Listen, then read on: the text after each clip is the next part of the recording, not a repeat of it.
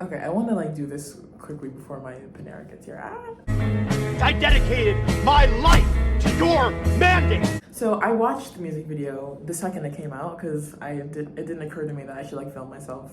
But I didn't really have that many thoughts anyway, like upon first watch. My reactions were not like visceral. I have more like thoughts in the aftermath and more of like an analysis of my own to like offer to the general pub.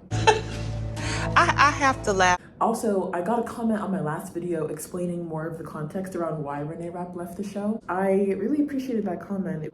I agree and disagree with what was said because Today I'm going to jail. I feel like when it comes to shows being canceled, like if an actor leaves the show and it gets canceled, like yes, that is partially on the writers and showrunners, but I also feel like the actor cannot be absolved of like all responsibility, especially if they're one of the main characters and like one of the most beloved characters in the show. No matter how good of a job the writers and showrunners did, like that actor leaving does take some of the blame, I feel like, because like they were a huge draw for people, I feel. Personally. Now, I also think when it comes to shows being canceled, it really just depends on like what streaming service or network we're dealing with here, because sometimes shows get canceled when they shouldn't be canceled, and sometimes shows don't get canceled when they should be canceled. A show like The Office, when their main character left, should have been canceled immediately. Like the second he walked off set, that should have been a wrap, like forever. Seasons following that were terrible, in my opinion. I also think that in The Sex Lives of College Girls, I was just as sad as the next bitch to see Renee Rapp leave the show, but I still enjoyed it without her. Like, I thought that the writers and showrunners did a good job. I think it was still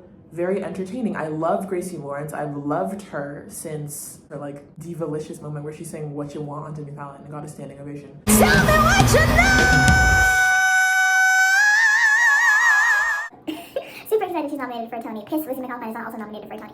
But anyway. The show was good. The show, like, yes, we all miss Renee Rapp, but the show was good regardless. So like the fact that it was canceled, I don't think it's because like the writing was bad or anything. Like I don't think that they made a bad show in her absence. I think it was just canceled because she left and they had to pick which things to put up on the chopping block. Like it was easy to justify. But I don't think that like she ruined the show by any means. Her leaving should not have been reason enough, but I do think it was the reason.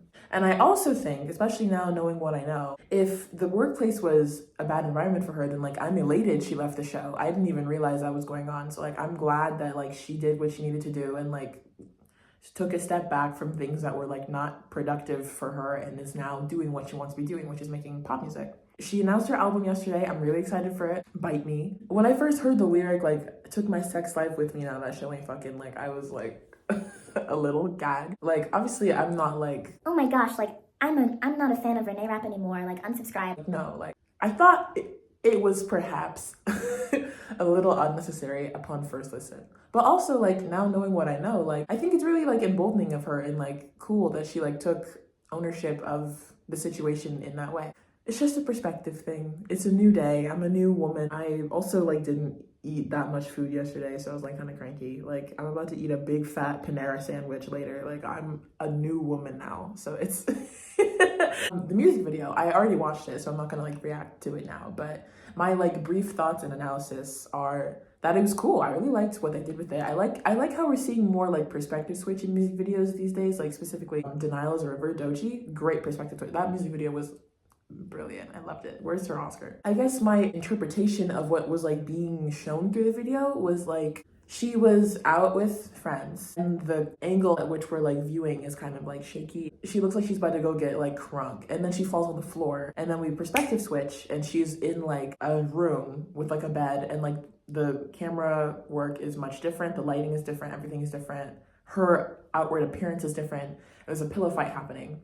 And like at the end of the video, we perspective switch back and she's like back on the floor of like the first like setting that we were in and her friends are like helping her up and like giving her water. I feel like what that was showing was like people see her like as like a drunk girl on the floor that like needs help. But like in reality, like in her mind, like she's living her life like she's in a room having a pillow fight. Like she's having a good old time. Oh, maybe I should pull up the video quickly. Oh my God. I just want to make sure I'm not forgetting like something important. Because a girl has been known to do that in the past. But they purposely do a shot of the ground, and there's like makeup on the floor, feathers from the pillows, her CD, which is like her album cover art, and like a ripped up NDA, and like the feet of presumably like her lawyer or like manager or whoever, and it's like money, like, you know what I mean? Like, I think the two most prominent like uses of imagery were like the blood coming out of her mouth and like the NDA that we see ripped in half that like a woman is reading, perhaps her record company exec. The company she wrote "not yours," which I assume means she like left her label, and like the address like "go fuck yourself" lane. And I think what the blood was supposed to represent, because she was smiling as the blood dripped from her mouth. When she says "bite me," she really means like she's not afraid of the pain that could ensue, because like she already is familiarized with like violence. Like she like relishes in it in this video. Like she's punching the other people there, like that are like partying with her. Like when she says "bite me," she means like I'm not afraid of like the consequences of you disapproving of my artistry or like whatever. Like if you don't like me,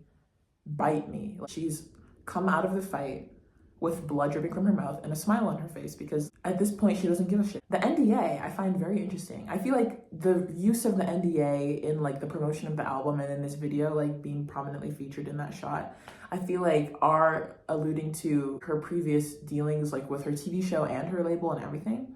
I said in my last video that like I hope she does like catch the fame she's been chasing, as she definitely has the means to do so. I think it would be cool to see her take like an opening spot on someone's tour, because those have been really like crucial in elevating like pop girl careers lately. Like we saw it happen on the Eras tour with Gracie Abrams and Sabrina Carpenter. We're seeing the same thing happen on Gracie Abrams' headlining tour with Ash as the opener. Like people have like hugely emigrated to her fan base now. They love her. I feel my prediction is she's about to have the same kind of treatment as like Gracie Abrams and Sabrina Carpenter did, maybe on like a lesser scale, because Gracie Abrams doesn't have the same global impact as Taylor Swift, but like I think Ash is about to come up a little bit more in the mainstream, especially because she's about to start a band with Phineas. But yeah, opening on a tour for someone that already does have like a foothold in the industry and is already on the path that Renee wants to further herself on would be a smart choice, and I hope that she does do that. Even though it's a new day and I'm a changed woman, like I feel like my take on her song is still the same. I didn't love it, but that's more just like a personal preference thing. Definitely not my favorite new song I've heard this month. If I had been filming when I heard Tough Luck by Love, that video would have been demonetized because I would have been shaking my ass. I love that song. But she seems like she's in a much better place and is much more confident in what she wants to say with her music, especially because the lyrics of Leave Me Alone are very blunt and very direct and straightforward, whereas in Snow Angel, specifically in the lead single, she was much more like metaphorical and was being kind of ambiguous about what the lyrical content was supposed to mean. I interpreted it as like drug use because she was like snow on the tip of my nose and whatnot, but like we don't know. But like I feel like now she came here with something to say and she's gonna say it, and I'm excited for August 1st when the album comes out. I'm gonna listen to the whole thing, and yeah, I need to like make an outro or something. I feel like that's for real YouTubers with like a following. Like no one's watching these, it doesn't matter.